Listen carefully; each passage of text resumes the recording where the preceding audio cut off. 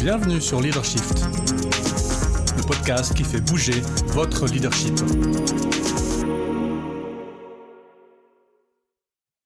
Bonjour, c'est Vincent. Bienvenue dans un nouvel épisode de Leadershift. Vous serez cet été, quelque part, assis, assise, tranquille, les pieds en éventail, les doigts de pied en éventail plutôt, avec peut-être un verre d'eau, un cocktail, un verre de champagne pour les plus fancy d'entre vous. Après un moment d'oisiveté, en regardant le paysage, vos enfants, votre chien, votre voisin.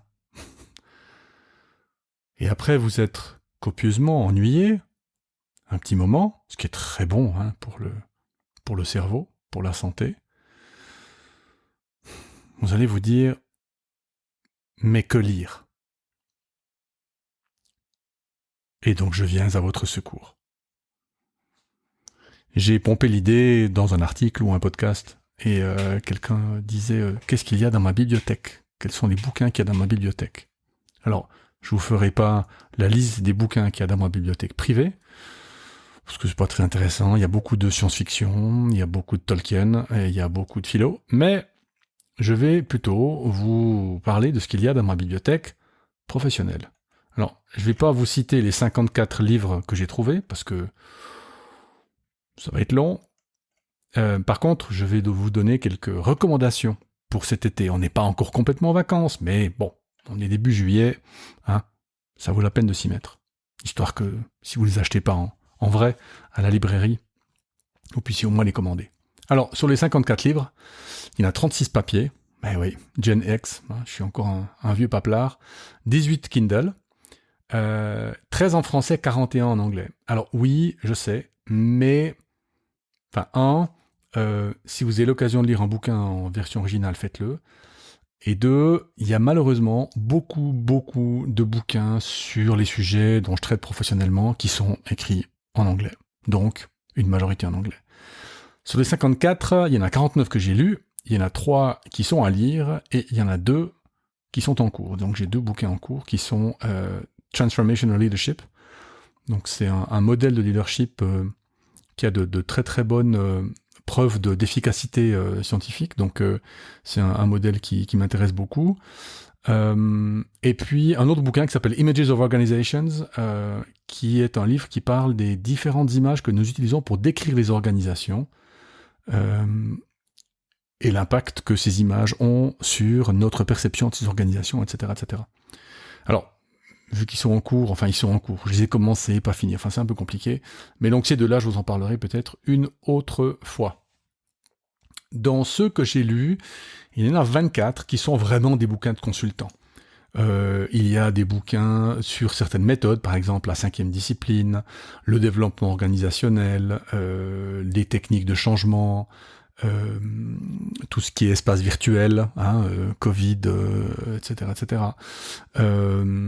Tout ce qui est, par exemple, Appreciative Inquiry, le team building, les outils de formation de formateurs, mon manuel de coaching cognitif et comportemental, les interventions en grand groupe, la psychologie stoïcienne, le bouquin de changement de McKinsey, etc., etc., etc. Donc, la liste sera sur le site internet, dans les notes de l'épisode, mais je vais pas vous embêter avec ça.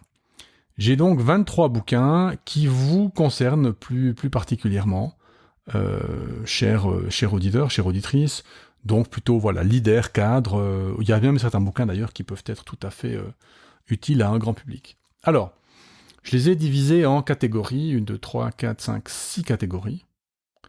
On va les prendre une par une, et puis je vous donnerai des recommandations s'il y en a.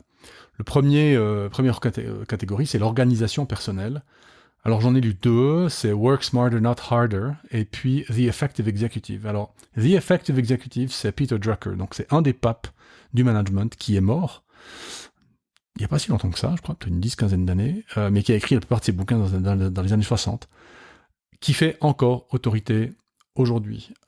Et donc, ce sera une de mes premières recommandations. Si vous avez l'occasion de lire The Effective Executive, faites-le. Il y a un bon sens, une précision dans le ton, dans l'écriture qui est absolument incroyable. Le gars, pour moi, c'était un génie. Et donc, si vous pouvez lire The Effective Executive, faites-le. Ça parle beaucoup d'organisation personnelle, de planification, de priorisation, de prise de décision. Au niveau changement, il y a un bouquin de Václavic, que vous connaîtrez peut-être, puisqu'il a fait partie de l'école de Palo Alto, qui s'appelle Change. Il est des fois un peu ardu, mais je trouve qu'il donne de bonnes techniques, je dirais décalées, pour résoudre le changement. Par exemple, ceux qui ont suivi des formations avec moi, vous savez que je vous parle souvent d'intervention paradoxale. Václavic est un des spécialistes de ces interventions-là. Et le deuxième s'appelle La stratégie de vos relations, de Jean-Christophe Fauvet, qui a donné lieu à une naissance à la sociodynamique, qui est un bouquin qui est vraiment intéressant, qui est un petit peu daté, mais qui est très intéressant. Mais disons, je vous en recommanderais particulièrement aucun des deux, bien que ce sont deux bons bouquins, évidemment, mais je me suis résumé à 1, 2, 3, 4, 5 bouquins à recommander sur une liste de 23. Il fallait bien que je fasse des choix. Dans tout ce qui est psycho-fonctionnement humain, le premier, c'est How Emotions Are Made de Feldman Barrett, qui est chercheuse en psychologie, en neuropsychologie, et donc qui explique sa théorie sur comment les émotions sont faites. Alors les émotions, vous le savez, c'est encore un sujet de recherche. On n'est pas encore exactement sûr de comprendre tout ce qui se passe. D'ailleurs, le film qui a beaucoup fait pour donner une image qui est finalement pas si fausse que ça de fonctionnement des émotions, qui s'appelle Vice Versa. Il y a le deuxième qui va sortir. Alors évidemment, ils ont rajouté des émotions, puisqu'il y a de l'inflation dans tout, mais ils ont rajouté l'anxiété, ce qui est quand même intéressant. Alors comment est-ce qu'ils vont distinguer peur et anxiété ? Je suis pas sûr. Mais en tout cas, le personnage qui représente l'anxiété est déjà assez rigolo. Donc, How Emotions Are Made. Les trois autres sont plutôt des bouquins sur la pensée. Donc, How We Know What Isn't So. Comment est-ce qu'on sait ce qui n'est pas ? C'est plutôt un bouquin sur les biais cognitifs. Learn to Think in Systems. C'est plutôt quelque chose sur la pensée systémique, qui est intéressant, de Rutherford. Et puis, The Art of Thinking Clearly, de Dobelli, qui est suisse. Et qui sera ma deuxième recommandation. The Art of Thinking Clearly, c'est un ensemble de méthodes de résolution de problèmes, de pensée, qui se passe sur 2 pages. Le bouquin est petit format, ce qui fait que sur le bouquin, quand vous lisez, vous êtes arrivé au bout, vous avez une cinquantaine ou une soixantaine de méthodes de prise de décision, de pensée, etc. Franchement, il est pas mal. C'est plutôt un bouquin de référence. C'est plutôt un bouquin dans lequel vous allez piquer peut-être, ça et là, des idées ou des méthodes. En termes de communication, j'en ai 4. Il y a un bouquin qui s'appelle Rhetoric, un bouquin sur la rhétorique de Toy, que je vous recommande pas parce qu'il est un peu ardu. 2 bouquins sur la négociation de Fisher, de la méthode Fisher et Ury, donc la méthode de Harvard, qui fait partie de notre enseignement. Le premier, c'est Getting to Yes, et le deuxième, c'est Getting Ready to Negotiate. Donc le premier, Getting to Yes, c'est vraiment le bouquin qui explique la méthode, et le deuxième, c'est plutôt là où il y a comment préparer, il y a des checklists, etc., etc. Donc les deux vont bien l'un avec l'autre. Ils sont pas très épais, pas trop difficiles à lire, mais expliquent très très bien la méthode. Et le dernier s'appelle Dialogue de Isaacs, qui est plutôt un bouquin sur la force du dialogue et du vrai dialogue, et en particulier de l'écoute dans la communication. Mais aucune recommandation particulière. Avant-dernière catégorie, la catégorie leadership. Alors évidemment, c'est là qu'il y en a le plus. Le premier, c'est The Elements of Power de Bacon, qui est un peu daté aussi, mais qui donne quelques... alors c'est pas vraiment power, ce sera plutôt des éléments d'influence en fait, si on voulait vraiment être précis. Mais voilà, ça donne quelques éléments, ça donne des idées sur comment fonctionne le pouvoir, comment est-ce qu'on peut augmenter son pouvoir personnel. Alors pourquoi après, ça c'est à vous de le savoir, pourquoi vous voulez augmenter votre pouvoir personnel, mais c'est un bon bouquin qui se lit bien, qui n'est pas difficile à lire.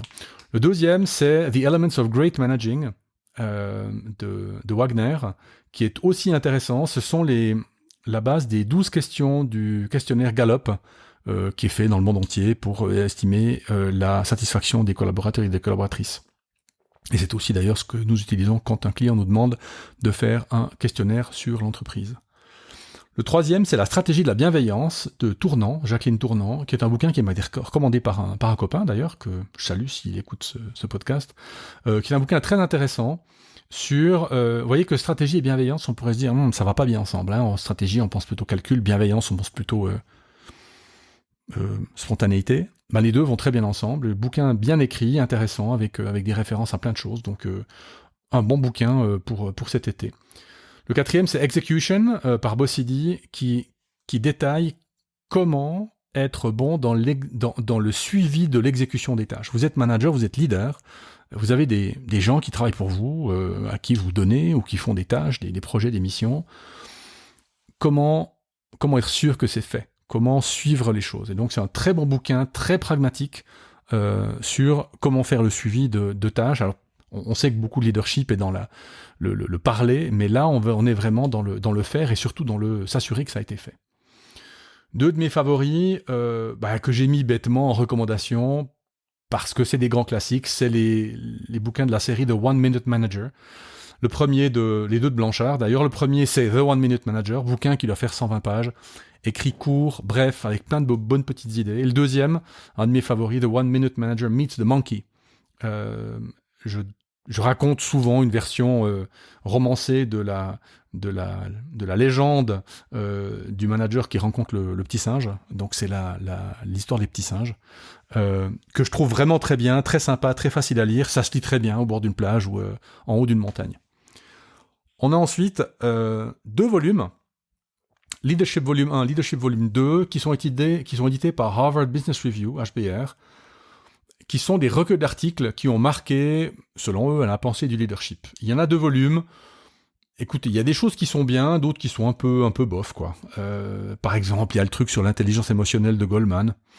Bon, on a quand même on a fait pas mal de progrès depuis, mais voilà, ce sont des bouquins qui se lisent bien.